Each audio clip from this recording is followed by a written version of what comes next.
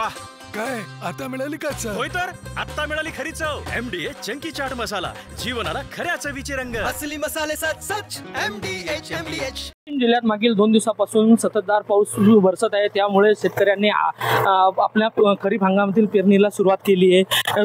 उडीद असो, मूग असो, सोयाबीन असो, तूर असो, या पेरणीची सुरुवात आपल्याला या ठिकाणी दिसून येत आहे.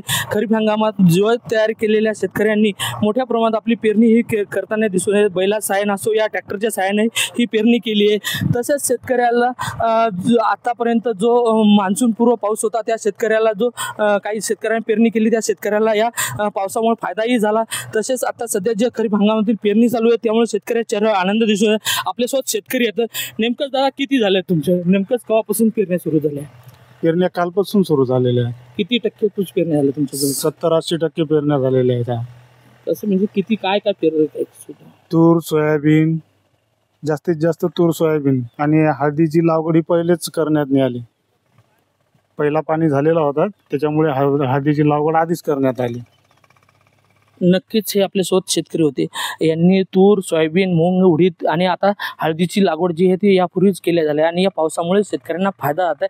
खरीप हंगामातील शेतकऱ्यांनी जवळपास 4 लाख हेक्टरच्या जवळपास कृषी विभागाने आव्हानानुसार पेरणी करणार असल्याचं सांगितलं आहे.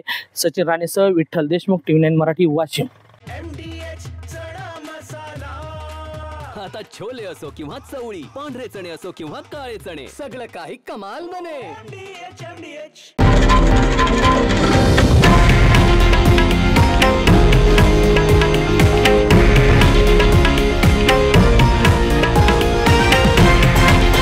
हे आहे देशातील नंबर 1 न्यूज नेटवर्क आणि आपण पाहत आहात TV9 मराठी, एकमेव.